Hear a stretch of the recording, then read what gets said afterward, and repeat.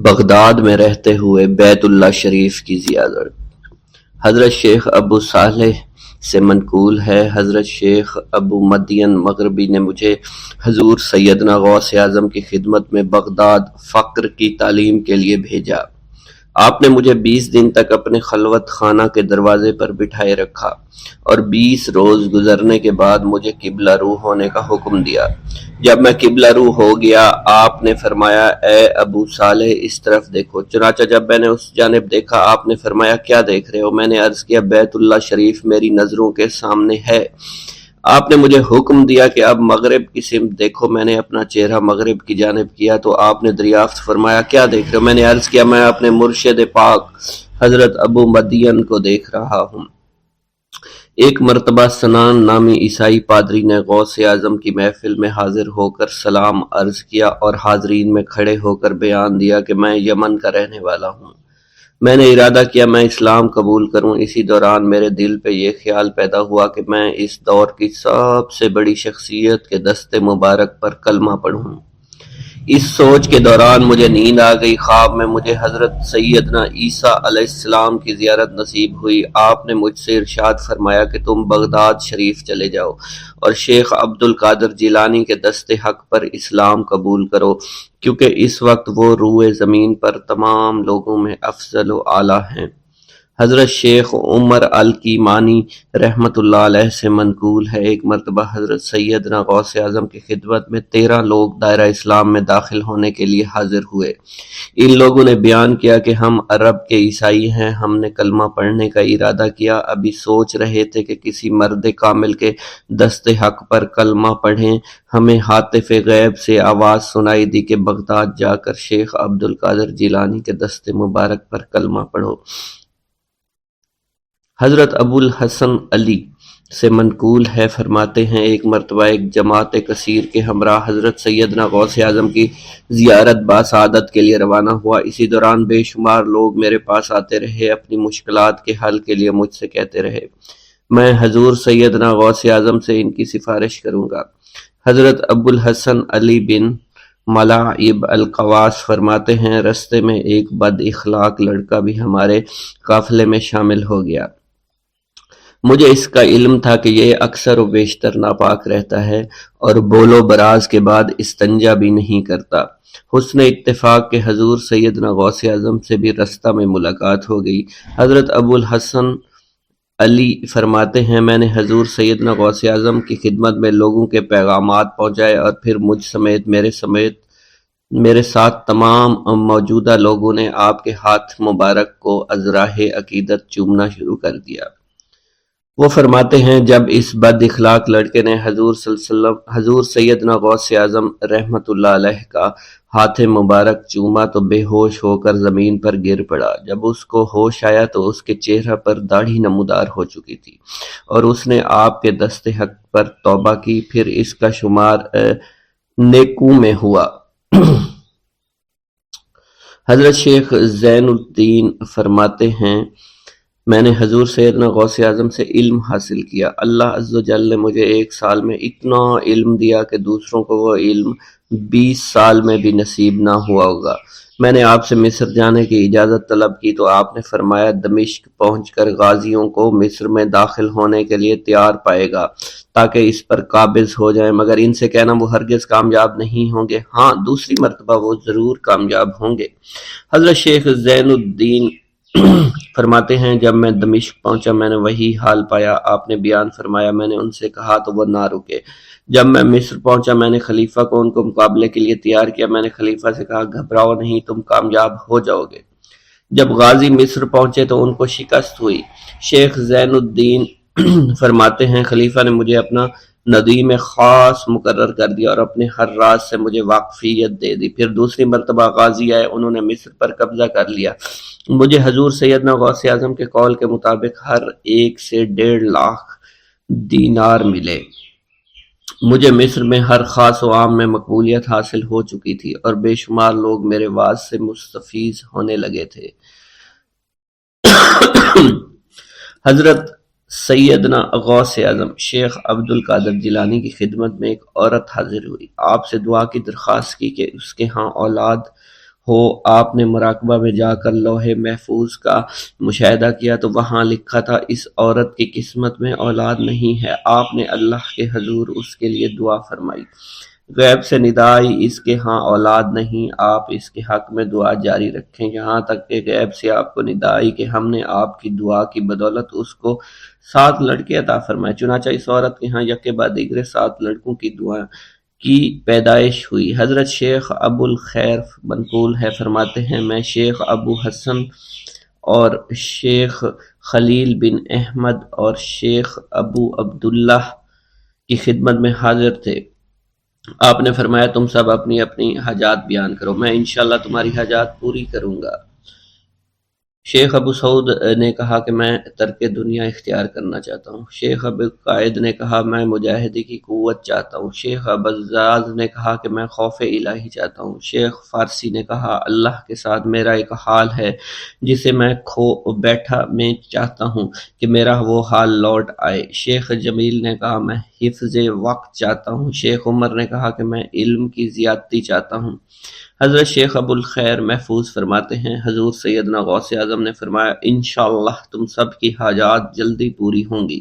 چنانچہ آپ کا قول پورا ہوا اور تمام لوگوں کی حاجات پوری ہوئیں ماں سوائے شیخ خلیل کے، کیونکہ حضرت شیخ خلیل نے قطبیت مانگی تھی جس کا ابھی وقت نہیں آیا تھا۔ حضرت ابو سعود فرماتے ہیں حضرت شیخ حماد دباس کی خدمت میں حاضر ہو کر عرض کیا حضور میں ملک شام کی جانب مال تجارت لے کر جانا چاہتا ہوں اور میرا یہ قافلہ تیار ہے، میرے پاس 700 دینار کا مال ہے۔ حضرت شیخ حماد دباس نے فرمایا اگر تم اس سال سفر کرو گے تو تم سفر میں ہی قتل کر دیے جاؤ گے اور تمہارا تمام مال و اسباب لوٹ لیا جائے گا۔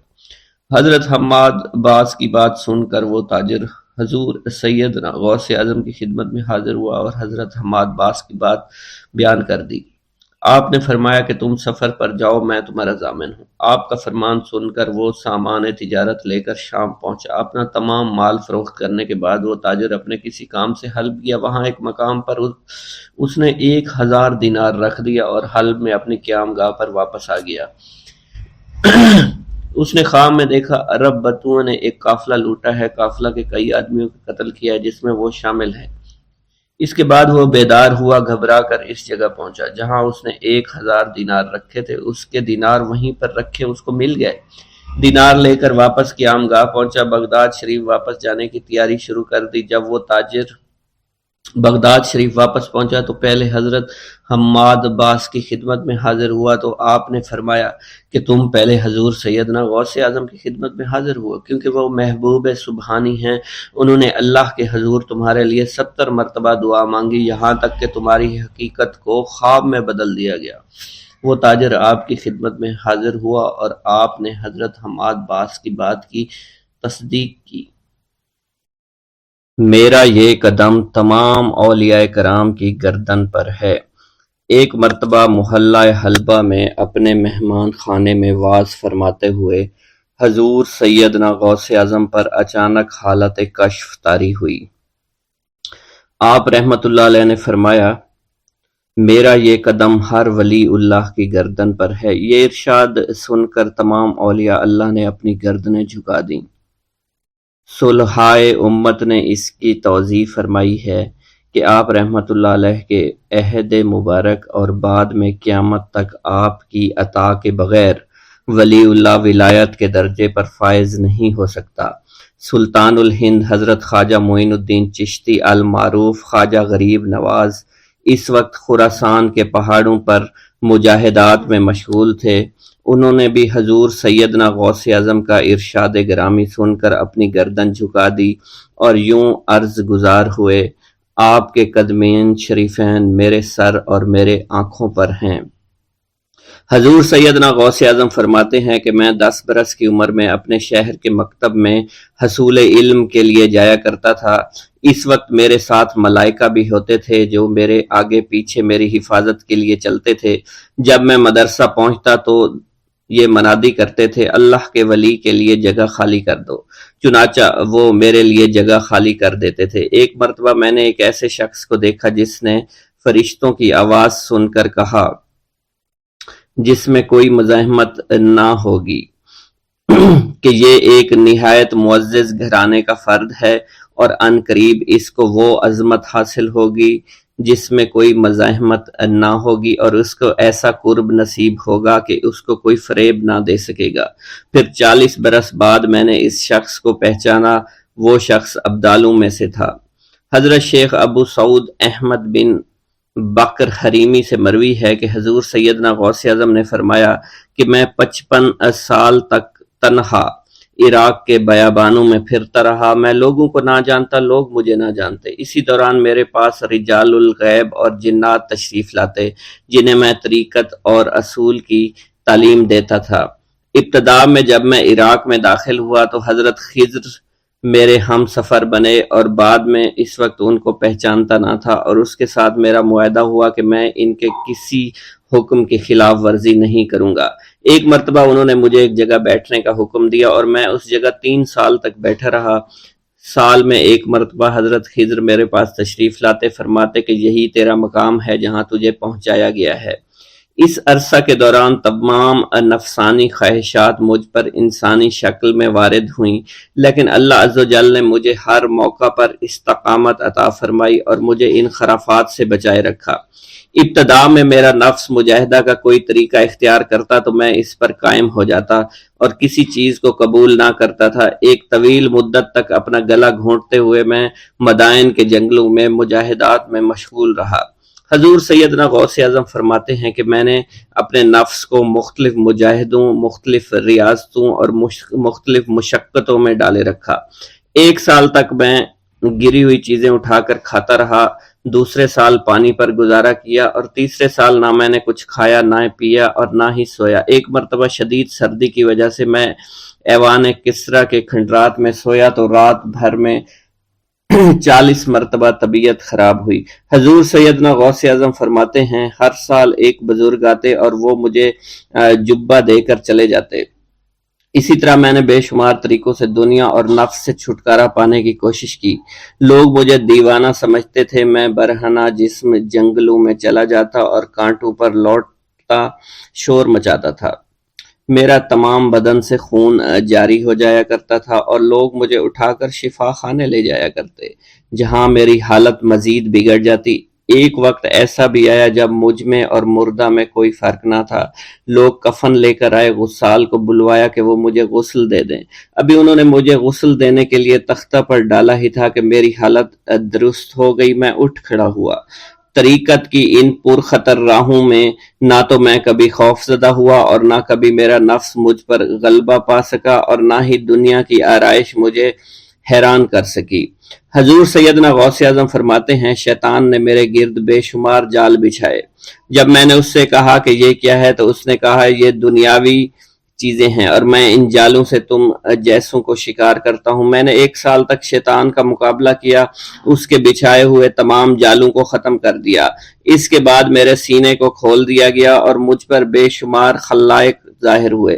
حضور سیدنا غوث اعظم فرماتے ہیں میں نے دریافت کیا کہ یہ علائق کیسے ہیں؟ جواب ملا کہ یہ خلق کے اسباب ہیں جو تم سے ملے ہوئے ہیں۔ میں سال بھر ان کی جانب متوجہ رہا، یہاں تک کہ وہ مجھ سے جدا ہو گئے۔ جب مجھ پر میرا باطن ظاہر کیا گیا تو میں نے اپنے قلب کو بہت سے علائق سے ملوث پایا۔ میں نے دریافت کیا کہ یہ علائق کیا ہیں؟ جواب ملا یہ تمہارے ارادے، تمہارے اختیارات ہیں۔ چنانچہ 1 سال تک ان کی جانب متوجہ رہا کہ وہ مجھ سے دور ہو گئے۔ میرا قلب ان تمام غلاظتوں سے نجات پا گیا۔ پھر مجھ پر میرے نفس کو ظاہر کیا گیا، میں نے اس کا مشاہدہ کیا، مجھے معلوم ہوا اس کے ساتھ کچھ امراض اور بھی ہیں اور نفس کی خواہشات زندہ ہیں، نفس کا شیطان سرکش ہے۔ چنانچہ میں نے سال بھر پھر توجہ دلائی اور میرے نفس کے تمام امراض سرے سے ہی ختم ہو گئے اور اس کے شیطان نے کلمہ پڑھ لیا اور پھر میرے تمام امور اللہ کے لیے ہو گئے اور میں اپنی ہستی سے باہر نکل آیا۔ حضور سیدنا غوث اعظم فرماتے ہیں پھر میں توکل کے دروازے پر آیا تاکہ میرا مقصد پورا ہو، لیکن جب میں نے توکل کے دروازے پر پہنچا تو بے شمار لوگ موجود تھے۔ میں اس ہجوم کو چیرتا ہوا آگے بڑھا اور شکر کے دروازے پر پہنچ گیا۔ یہاں پر بھی لوگوں کا جمع غفیر موجود تھا، اسے بھی چیرتا ہوا آگے بڑھا اور مشاہدہ کے دروازے پر پہنچ گیا اور یہاں پر موجود ہجوم کو چیرتا ہوا اندر داخل ہوا۔ حتیٰ کہ سب سے آخر میں مجھے فقر کے دروازے پر لایا گیا۔ فقر کا دروازہ خالی تھا۔ جب اس دروازہ میں داخل ہوا تو دیکھا جن جن چیزوں کو میں نے ترک کیا تھا وہ سب یہاں موجود تھیں۔ یہاں مجھے ایک بہت بڑے روحانی خزانے کی فتوحات سے نوازا گیا اور میرے لیے تمام دنیا کے خزانے کھول دیے گئے۔ مجھے روحانی عزت، دائمی فنا اور خالص آزادی عطا فرمائی گئی۔ میری تمام چیزیں جو میری ہستی اور میری صفات سب معدوم ہو گئیں اور میری ہستی کی جگہ کسی اور نے لے لی۔ حضرت شیخ ابو سعید مخزومی نے حضور سیدنا غوث اعظم کو خرقہ خلافت سے نوازا اور فرمایا، اے عبد القادر، یہ وہ خرقہ ہے جو حضور نبی کریم صلی اللہ علیہ وسلم نے حضرت سیدنا علی المرتضیٰ کو عطا فرمایا، اور حضرت سیدنا علی المرتضیٰ نے یہ خرقہ حضرت خواجہ حسن بصری کو عطا فرمایا تھا، جس سے ہوتا ہوا یہ خرقہ مجھ تک پہنچا، اور یہ تمہاری امانت تھی جو میں نے تم تک آج پہنچا دی ہے۔ حضور سیدنا غوث اعظم نے جب خرقہ مبارک کو زیب تن کیا تو آپ پر بے شمار انوار و تجلیات کی بارش ہونا شروع ہو گئی۔ حضور سیدنا غوث اعظم نے حضرت شیخ ابو سعید مخزومی کے مدرسہ میں تدریسی فرائض سر انجام دینا شروع کر دیے۔ آپ کے لیے فی الحال تدریسی مصروفیات کے علاوہ کوئی کام نہ تھا۔ آپ کی شبانہ روز کی محنت سے آپ کے نام کا شعرہ کچھ ہی دنوں میں سارے بغداد میں پھیل گیا۔ طلبہ دور دراز کے علاقوں سے علم کے حصول کے لیے آنے لگے۔ طلبہ کی تعداد جب مزید بڑھنا شروع ہو گئی تو ارد گرد کے کئی مکانات کو خرید کر مدرسہ میں داخل کر لیا گیا۔ کتب سیر میں منقول ہے کہ 528 ہجری میں آپ مدرسہ نظامیہ کی وسیع عمارت تعمیر فرما چکے تھے۔ اس مدرسہ کی تعمیر میں آپ نے بحیثیت مزدور بھی حصہ لیا تھا۔ حضرت شیخ ابو الخشاب سے مروی ہے کہ میں جوانی میں جب علم نحو پڑھ رہا تھا تو لوگوں نے مجھے حضور سیدنا غوث اعظم کے پاس جانے کا مشورہ دیا، اور اس کی وجہ سے مجھے بھی اشتیاق ہوا کہ میں آپ کا واز سنوں۔ ایک مرتبہ کچھ لوگوں کے ہمراہ آپ کی مجلس میں دوستوں کے ہمراہ حاضر ہوا۔ آپ نے میری جانب توجہ کرتے ہوئے فرمایا، ہماری صحبت اختیار کر لو۔ چنانچہ میں نے آپ کے فرمان کے مطابق آپ کی صحبت کو اختیار کر لیا۔ آپ نے مجھے علم نحو کے علاوہ علوم عقلیہ اور تقلد حاصل کیے جس سے مجھے کوئی واقفیت پہلے نہیں تھی۔ 1 سال کے عرصہ میں آپ کی نظر کرم سے میں نے وہ علوم حاصل کر لیے جو گزشتہ اتنی عمر گزارنے کے باوجود بھی مجھے حاصل نہیں ہوئے تھے۔ منقول ہے حضرت شیخ بقا بن بطو، شیخ علی بن ہیتی اور شیخ کیلوی جب حضور سیدنا غوث اعظم کے مدرسہ میں آتے تو جھاڑو دیا کرتے تھے اور چھڑکاؤ کرتے تھے، لیکن آپ کی اجازت کے بغیر کبھی اندر داخل نہ ہوتے تھے۔ اجازت ملنے کے بعد آپ حضرات اندر داخل ہوتے اور اجازت ملنے پر ہی بیٹھتے تھے۔ آپ سے امان طلب کرتے اور امان مل جانے کے بعد مؤدب ہو کر بیٹھ جاتے۔ جس وقت آپ کہیں جانے کا ارادہ کرتے تو یہ حضرات سواری کے ہمراہ چلتے۔ آپ انہیں اس فعل سے منع فرمایا کرتے تھے اور کہتے تھے کہ ہمیں آپ کے ذریعے قرب الہی حاصل ہوا ہے۔ حضرت شیخ محمد قائل الادنیٰ سے مروی ہے کہ ایک مرتبہ حضور سیدنا غوث اعظم سے دریافت کیا گیا کہ آپ کی بزرگی اور عظمت کا راز کیا ہے۔ آپ نے فرمایا کہ میں کبھی جھوٹ نہیں بولتا اور کبھی کسی سے کذب بیانی نہیں کرتا۔ حمد و ثنا سے کیا کرتے تھے۔ حضور سیدنا غوث اعظم کے صاحبزادے حضرت شیخ سید عبد الرحمن فرماتے ہیں کہ والد بزرگوار اپنے وعظ کے دوران الحمدللہ رب العالمین کہہ کر خاموش ہو جاتے اور دوبارہ کہہ کر سکوت فرماتے تھے، اور تیسری مرتبہ کہنے کے بعد کچھ دیر توقف فرماتے، اور آپ کی محفل میں تمام اولیاء حاضر و ناظر اور خاموش ہو جایا کرتے تھے۔ پھر آپ کی محفل میں اولیاء ملائکہ ایک کثیر تعداد میں آ جاتے جو محفل کے بعد نظر نہیں آیا کرتے تھے۔ آپ اپنے خطاب کو یوں شروع فرماتے، تمام تعریفیں اللہ کے لیے ہیں، اس کی مخلوق کی تعداد اس کے عرش کے وزن کے مطابق، اور بے حد تعریفیں جس سے اس کی ذات راضی ہو جائے، اس کے کلمات کی روشنی کے مطابق، اس کے علم کے مطابق، اس کی مرضی اور منشا کے مطابق، اور اس کی مخلوق کے مطابق جسے اس نے پیدا کیا وہی عالم الغیب ہے، رحمان و رحیم ہے۔ میں گواہی دیتا ہوں اس کے سوا کوئی عبادت کے لائق ہی نہیں ہے، اور تمام کائنات اس کی تخلیق ہیں، تمام تعریفیں اسی کے لیے ہیں۔ وہ زندہ ہے، ہمیشہ زندہ رہے گا، اسے موت نہیں آتی بلکہ وہ مارتا ہے، تمام بھلائیاں اسی کے لیے ہیں، اور واحد ہے، یکتا ہے، کوئی شریک نہیں ہے، کوئی وزیر نہیں ہے، اس نے نہ کسی کو جنا ہے اور نہ ہی اسے کسی نے جنا ہے، وہ بلند و بالا ہے، اس جیسا کوئی نہیں۔ میں اس کی گواہی دیتا ہوں حضور نبی کریم صلی اللہ علیہ وآلہ وسلم اللہ کے رسول، اللہ کے پیغمبر ہیں، وہ تمام مخلوقات سے افضل ہیں۔ اللہ عز و جل نے ان کی ہدایت دے کر ان کو بھیجا تاکہ وہ دین اسلام کو تمام ادیان پر بلند کریں، خواہ مشرکین اس کو برا سمجھیں۔ اللہ راضی ہو خلیفہ اول حضرت سیدنا ابو بکر صدیق سے، جن کی تائید حق کے ساتھ تھی، جن کو حضور نبی کریم نے عقیق کا لقب دیا، جو پاک تھے، پاکیزہ نسل سے تعلق رکھتے تھے، جنہوں نے ہر موقع پر حضور نبی کریم صلی اللہ علیہ وسلم کی حمایت کی اور ان کی تصدیق فرمائی، اور اب بھی نبی کریم کے ہمراہ ابدی آرام فرما رہے ہیں۔ اللہ راضی ہو خلیفہ دوم حضرت سیدنا عمر فاروق رضی اللہ تعالی عنہ سے، جنہوں نے عمل کثیر کیے، جنہوں نے حق کو بلند کیا، جنہوں نے فیصلے کے لیے جن کو منتخب کیا گیا، جنہوں نے ہمیشہ حق بات کا ساتھ دیا، اور وہ بھی حضور نبی کریم صلی اللہ علیہ وسلم کے ہمراہ ابدی آرام گاہ میں آج بھی موجود ہیں۔ اللہ راضی ہو خلیفہ سوم حضرت سیدنا عثمان غنی رضی اللہ تعالی عنہ سے، جنہوں نے اپنے مال سے مسلمانوں کی امداد کی، قرآن مجید کی ترتیب و اشاعت احسن طریقے سے فرمائی، جنہوں نے امامت اور قرت سے محراب کو، منبر کو مزین کیا، اور جو افضل الشہداء ہیں اور فرشتے بھی ان سے حیا کرتے ہیں۔ اللہ راضی ہو خلیفہ چہارم حضرت سیدنا علی المرتضیٰ سے، جو شجاعت و جواں مردی میں بے مثل ہیں، حضور نبی کریم صلی اللہ علیہ وسلم کے چچا زاد بھائی اور داماد ہیں، آپ دین اسلام کے امام و عالم ہیں، اور جن کے لیے حضور نبی کریم صلی اللہ علیہ وسلم نے فرمایا کہ میں تم پر فدا ہو جاؤں۔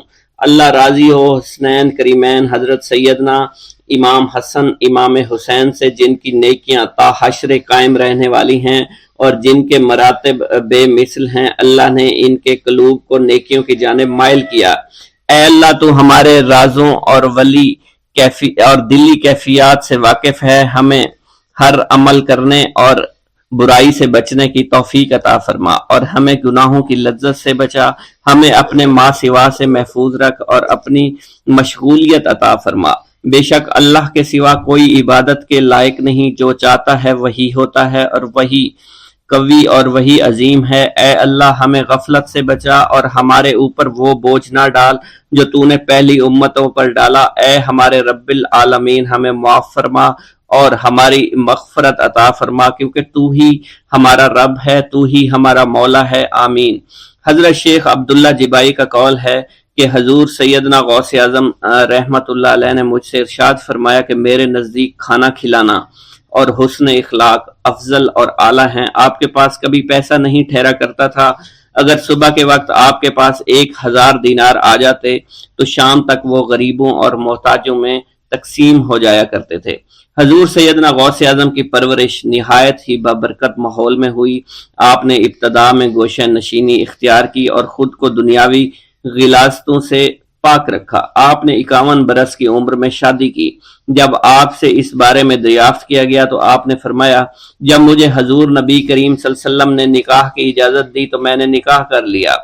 حضور سیدنا غوث اعظم نے اپنی ذات کو اللہ عز و جل کی خوشنودی کے لیے وقف کر رکھا تھا۔ آپ کی راتیں جاگ کر گزرا کرتی تھی اور ساری رات آپ مراقبہ اور مشاہدہ میں گم ہوا کرتے تھے۔ آپ کی عادت مبارکہ تھی کہ آپ سجدہ کو دراز کیا کرتے تھے اور بیٹھ کر مراقبہ فرمایا کرتے تھے۔ اسی دوران آپ کا جسم مبارک نورانی شعاؤں کے زیر اثر ہوتا اور کئی مرتبہ آپ نورانی شعاؤں میں غائب ہو جایا کرتے تھے۔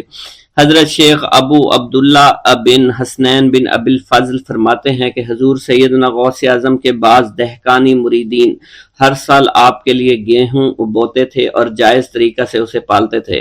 پھر آپ کے بعض مریدین اسے پیستے اور آپ کے لیے ہر روز 4-5 روٹیاں پکاتے اور شام کو آپ کے پاس روٹیاں لے کر آیا کرتے تھے۔ آپ حاضرین میں ایک ایک ٹکڑا تقسیم کر دیتے اور جو بچ جاتا وہ اپنے لیے رکھ لیا کرتے تھے۔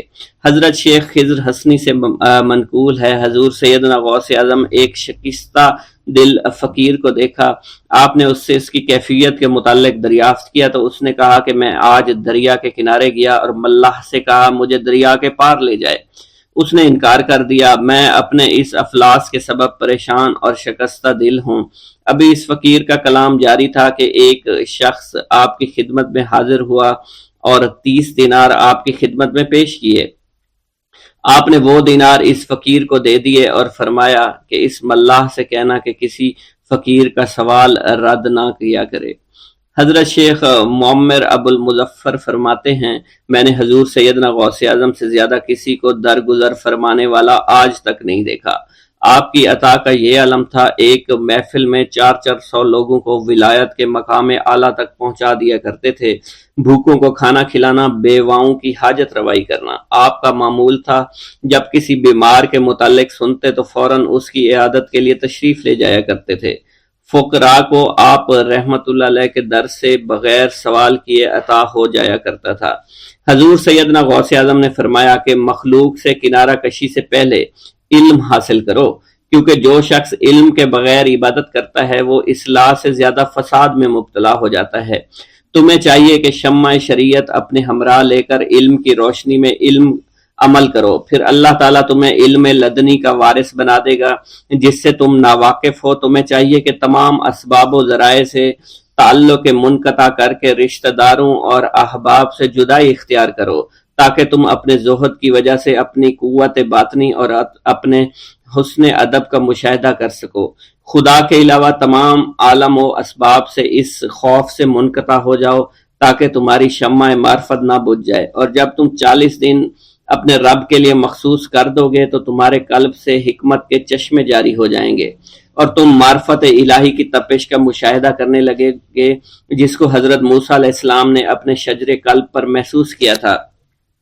اس کیفیت کے بعد تم اپنے نفس و خواہش، اپنے شیطان سے، اپنی طبیعت اور اپنے وجود سے کہو گے کہ ٹھہر جا، میں نے اس آگ کا مشاہدہ کر لیا ہے جو قلب موسیٰ علیہ السلام پر روشن ہوئی تھی۔ اس کے بعد تمہارے قلب میں باطن سے یہ آواز آنے لگے گی کہ میں ہی تمہارا رب ہوں، میری ہی عبادت کرو، میرے غیر کی اطاعت سے گریزاں ہو جاؤ، میرے سوا کسی سے تعلق مت رکھو، میری معرفت حاصل کر کے میرے غیر کو فراموش کرو، غیر سے اعراض کر کے میرے علم، میرے قرب، میرے ملک اور میری سلطنت کی جانب متوجہ رہو۔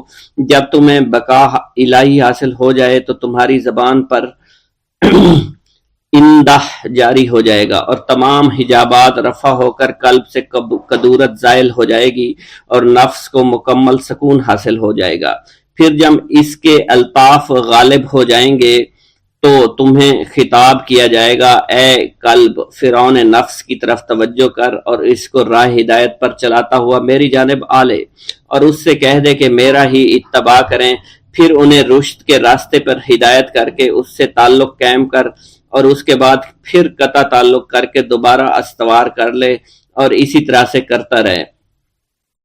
حضرت شیخ معمر سے منقول ہے، فرماتے ہیں ایک مرتبہ میں حضور سیدنا غوث اعظم شیخ عبد القادر جیلانی رحمۃ اللہ علیہ کی خدمت میں حاضر تھا۔ آپ بیٹھے کچھ لکھ رہے تھے، اسی دوران چھت سے 3 مرتبہ مٹی گری، چوتھی مرتبہ ایسا ہوا آپ نے جلال میں آ کر اس جگہ دیکھا جہاں سے مٹی گر رہی تھی۔ اسی دوران ایک چوہا اس جگہ سے نیچے گرا اور مر گیا، یہ چوہا ہی وہاں سے مٹی کھود رہا تھا۔ حضرت شیخ عمر بن مسعود بزاز فرماتے ہیں حضور سیدنا غوث اعظم وضو فرما رہے تھے، اسی دوران ایک چڑیا نے آپ کی قمیض پر بیٹ کر دی۔ آپ نے جلالی نظروں سے چڑیا کو دیکھا، وہ چڑیا اسی وقت نیچے گری مر گئی۔ آپ نے وضو سے فارغ ہونے کے بعد قمیض کے اس حصے کو دھویا اور پھر اپنی قمیض مبارک اتار کر مجھے دی اور فرمایا اس کو فروخت کر کے اس کی رقم کو خیرات کر دو، یہ اس کا بدلہ ہے۔ حضور سیدنا غوث اعظم کے زمانہ میں بہت ہی گناہگار شخص تھا، اس کے دل میں آپ سے بے پناہ محبت تھی۔ جب اس کے مرنے کے بعد دفن کیا گیا تو قبر میں منکر نکیر نے سوالات کیے تو اس نے سوال کے جواب میں عبد القادر جواب دیا۔ منکر نکیر نے اللہ کی بارگاہ میں اس کے جواب کو پیش کیا، حکم ہوا اگرچہ یہ بندہ فاسقوں میں سے ہے لیکن یہ میرے محبوب سید عبد القادر جو کہ صادقین میں سے ہیں ان سے محبت رکھتا ہے۔ بغداد کے محلہ باب العز کے قبرستان میں سے ایک قبر سے مردہ کے چیخنے کی آواز آنے لگی۔ لوگوں نے حضور سیدنا غوث اعظم کی خدمت میں عرض ہو کر عرض کیا، آپ نے دریافت کیا کیا صاحب قبر نے مجھ سے خرقہ پہنا؟ لوگوں نے عرض کیا، ہمیں اس کا علم نہیں۔ آپ نے دریافت کیا کیا یہ میری محفل میں کبھی شریک ہوا؟ ہمیں اس کا علم نہیں۔ آپ نے پھر دریافت کیا کیا کبھی میرے پیچھے نماز پڑھی؟ نہیں معلوم۔ آپ نے مراقبہ فرمایا اور آپ کے چہرہ مبارک پر جلالیت کے آثار نمودار ہو گئے۔ بعد ازاں آپ نے چہرہ مبارک پر وقار ظاہر ہوا اور آپ نے فرمایا کہ اس شخص نے میری زیارت کی، مجھ سے حسن ظن رکھا، اسی وجہ سے اللہ نے اس پر رحم فرما دیا ہے، چنانچہ اس کے بعد کبھی قبر سے آواز نہیں آئی۔ منقول ہے حضرت شیخ ابو الحسن علی بن وہب ازجی بیمار ہو گئے، حضور سیدنا غوث اعظم عیادت کے لیے تشریف لائے تو آپ نے وہاں ایک قمری اور ایک کبوتری کو دیکھا۔ حضرت شیخ ابو الحسن نے آپ سے عرض کی کہ یہ کبوتری 6 ماہ سے انڈے نہیں دے رہی اور قمری 9 مہینے سے بول نہیں رہی۔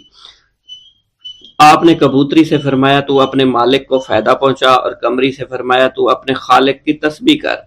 چنانچہ قمری نے اسی وقت کوکو کرنا شروع کر دیا، یہاں تک کہ بغداد کے لوگ اس کی آواز سننے کے لیے جوق در جوق جمع ہونا شروع ہو گئے، اور کبوتری نے بھی انڈے دے دیے اور ان سے بچے نکلے۔ بسم اللہ الرحمن الرحیم۔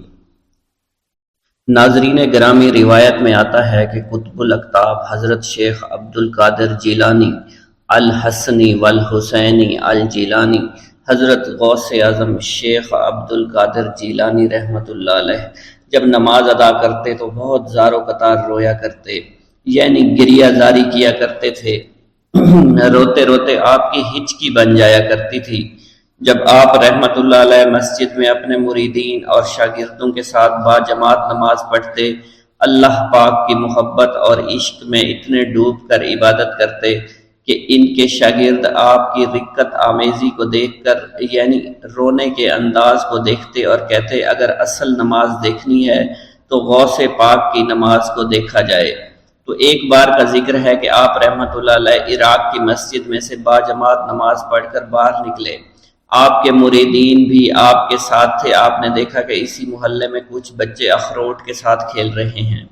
آپ بچوں سے بہت پیار کیا کرتے تھے، گویا کہ خود بچپن میں کبھی بچوں کی طرح کھیل کود نہیں کر سکے، لیکن بچوں کو دیکھ کر آپ مسکراتے تھے۔ آپ آگے بڑھنے لگے اور مریدین کی بڑی جماعت بھی آپ کے ساتھ تھی۔ ابھی آپ زیادہ دور نہیں گئے تھے کہ ان بچوں نے ایک دوسرے کے کان میں کچھ بولنا شروع کر دیا اور اشارے میں باتیں کرنے لگے کہ کیا خیال ہے کہ جو بابا جی سب سے نمایاں ہیں، نورانی چمکتے ہوئے چہرے والے ہیں، سب سے آگے چل رہے ہیں، ان کو بولا جائے جو فرمائش ہمیں کرنی ہے ان سے کر دیں، کیا یہ ہمیں ڈانٹیں گے تو نہیں؟ تو کچھ سمجھدار بچے ہم زبان ہوئے اور کہا، نہیں نہیں، یہ جو بابا ہے نا بہت اچھے ہیں، ان سے جو کچھ کہو گے انہوں نے وہ ہماری بات پوری کرنی ہے، ہم ان سے ایک میٹھی اور لذیذ چیز آج منگواتے ہیں۔ تو ان میں سے ایک بچہ جو سب سے بڑا تھا پاس آیا اور کہا، بابا میری بات سنیں۔ آپ نے بہت پیار اور شفقت سے اس کے سر پر ہاتھ رکھا اور کہا، بیٹا کہو۔ اس نے کہا کہ میرا دل کر رہا ہے کہ میں آپ سے کچھ مانگوں۔ آپ نے فرمایا کہ کہو بیٹا کیا چاہتے ہو؟ وہ کہنے لگا کہ مجھے آپ اس فلاں جلیبی والے سے جلیبی لا کر دے سکتے ہیں، میرا کھانے کا بہت دل کر رہا ہے۔ میں چلا جاتا، لیکن بابا میری باری آنے والی ہے، جب تک میں جلیبی لے کر وہاں آؤں گا میری باری چلی جائے گی۔ آپ رحمت اللہ علیہ کے وہاں کے مشہور بزرگ بڑے سردار لوگ ہیں، آپ کے خادمین آپ کے نوکر بننے کے لیے جان کی بازی لگانے کو تیار رہتے ہیں۔ ادھر وہ بچے آپ کے رتبے کو بھی دیکھ رہے تھے اور یہ بھی دیکھ رہے تھے کہ آپ کون سی شخصیت ہے، لیکن پھر بھی اتنے سارے لوگوں کو چھوڑ کر آپ سے وہ بچہ کہتا ہے کہ بابا مجھے جلیبی لا کر دے دیں۔ بابا جی نے کہا کہ ٹھیک ہے میں لا کر دے دیتا ہوں۔ آپ کا ایک مرید آپ کے پاس آیا اور کہا، حضرت آپ کیوں اس بات پر توجہ دے رہے ہیں؟ آپ اس بچے کی فرمائش پر جلیبی لا رہے ہیں۔ حضرت آپ پر میری جان قربان ہو، میں اس بچے کو جلیبی لا کر دے دیتا ہوں۔ آپ رحمت اللہ علیہ نے اسے اپنے ہاتھ کے اشارے سے منع فرمایا اور کہا اس نے مجھ سے کہا ہے نا تو میں ہی اس کی خواہش کو پورا کروں گا۔ پھر آپ رحمت اللہ علیہ اس جلیبی والے کے پاس تشریف لے گئے اور جلیبی والا کچھ دیر پہلے اداس بیٹھا ہوا تھا۔ آپ رحمت اللہ علیہ اس کی دکان میں تشریف لے گئے تو وہ خوشی خوشی سے جھومنے لگا۔ آپ رحمت اللہ علیہ نے اس جلیبی والے سے جلیبی لی، اس نے خوشی خوشی آپ رحمت اللہ علیہ کے ہاتھوں میں جلیبی تھما دی۔ وہ آدمی لگ بھگ 70 سال کا تھا، اس بڑھاپے میں بھی وہ کام کرنے پر مجبور تھا۔ اس کی آنکھوں میں آپ رحمت اللہ علیہ کو دیکھ کر آنکھوں سے آنسو آ گئے۔ اس نے روتے ہوئے کہا اللہ کا لاکھ لاکھ شکر ہے، اس نے میری دعا سن لی۔ آپ نے میری دکان میں قدم رکھے تو کئی دنوں سے آپ کے انتظار میں یہاں بیٹھا ہوا تھا۔ میں جانتا تھا کہ آپ ضرور میری دکان پر تشریف لائیں گے۔ آپ رحمت اللہ علیہ نے فرمایا تمہیں کیسے پتا تھا کہ میں تمہاری دکان پر آؤں گا؟ وہ کہنے لگا کہ حضرت عرصہ ہوا ہے، کئی مہینوں سے میرا کاروبار نہیں چل رہا تھا، میرا کاروبار دن بدن ٹھپ ہوتا جا رہا تھا، فاقوں تک کی نوبت آ گئی تھی۔ مجھے اپنی فکر نہیں تھی لیکن اپنے چھوٹے چھوٹے بچوں کی تھی۔ اس بڑھاپے میں اللہ تعالیٰ نے اولاد تو دی لیکن ان کو پالنے کا کوئی بندوبست نہیں ہو رہا تھا۔ میں نے اپنی اس پریشانی کا ذکر کسی سے کیا تو اس نے کہا کہ عراق کے ایک شہر میں چلے جاؤ، وہاں پر کوئی ایک فقیر ہے، اس سے دعا کراؤ، وہ جس کے لیے دعا کرتے ہیں اس کا کام بن جاتا ہے۔ میں اتنا پریشان تھا کہ اس آدمی کے کہنے پر اس فقیر سے ملنے چلا گیا۔ اس کی تلاش کر کے میں نے اس سے کہا تم میرے لیے دعا کرو تاکہ میرے کاروبار میں ترقی ہو جائے اور میرے رزق میں برکت ہو جائے اور تنگ دستی دور ہو جائے تاکہ میں بیوی بچوں کا پیٹ پال سکوں۔ فقیر مجھے دیکھ کر کہنے لگا کہ تم پیرانے پیر غوث اعظم دستگیر رحمت اللہ علیہ کو نہیں جانتے؟ میں نے کہا میں نہیں جانتا۔ وہ کہنے لگا حیرت ہے کہ تمہیں یہ پتہ نہیں کہ تم ان کو جانتے ہی نہیں کہ ولیوں کے سردار ہیں۔ میں تو بہت چھوٹا سا فقیر ہوں، میری دعاؤں میں اتنا اثر نہیں کہ وہ غوث اعظم رحمت اللہ علیہ ہیں، جس کے لیے بھی دعا کریں اس کا بیڑا پار ہو جایا کرتا ہے، اور جب اس دور میں غوث پاک رحمت اللہ علیہ خود موجود ہے تو پھر ہمارا کیا مقام ہوگا ان کی دعا کے آگے؟ ہماری دعا کچھ بھی نہیں ہے۔ میں نے کہا اگر یہ بات ہے کہ آپ سے بڑا کوئی بزرگ ہے تو مجھے بتائیے کہ غوث پاک رحمت اللہ علیہ مجھے کہاں ملیں گے اور میں کہاں جاؤں ان سے ملنے کے لیے؟ وہ کہنے لگا کہ وہ جیلان میں ہیں، تم ادھر جاؤ، ہماری کیا جرت کہ آپ کے لیے دعا کریں۔ آپ رحمت اللہ علیہ جس کے لیے بھی دعا فرماتے ہیں اس کا بیڑا پار ہو جاتا ہے اور اس کو کہیں بول جانے کی ضرورت نہیں ہوتی۔ حضور جب اس فقیر نے مجھے یہ بات کہی تو فوراً جیلان شریف میں آ گیا اور یہاں پر میں نے آپ کی تلاش شروع کی۔ آج دیکھیے آپ خود بخود میری دکان پر تشریف لائے ہیں۔ اب دیکھیے کہ آپ کے آنے سے کیسا نور میری دکان میں آ گیا ہے۔ حضور میرے حق میں دعا فرما دیجئے، اللہ پاک میری زندگی کو آسانیاں عطا فرمائے، مجھے اپنی بیوی اور بچوں کی بہت فکر ہے۔ آپ رحمت اللہ علیہ نے فرمایا پریشان ہونے کی ضرورت نہیں، اللہ تعالیٰ سب معاملات ٹھیک فرما دے گا۔ یہ کہہ کر آپ تشریف لے گئے، اس بچے کے پاس آئے اور اس کے ہاتھ میں جلیبی تھما دی۔ ابھی وہاں سے جانے والے تھے، دوسرا بچہ آیا، اس نے کہا کہ بابا آپ نے اس سے تو جلیبی لا کر دی ہے، مجھے بھی لا کر دیں۔ آپ نے اس سے بھی تسلی دی اور کہا میں تمہیں بھی جلیبی لا کر دے دیتا ہوں بیٹا۔ یہ دیکھ کر مریدین بہت غصہ ہونے لگے اور کہا کہ حضور ہم اس بچے کو جلیبی لا کر دے دیتے ہیں، آپ کیوں زحمت کرتے ہیں؟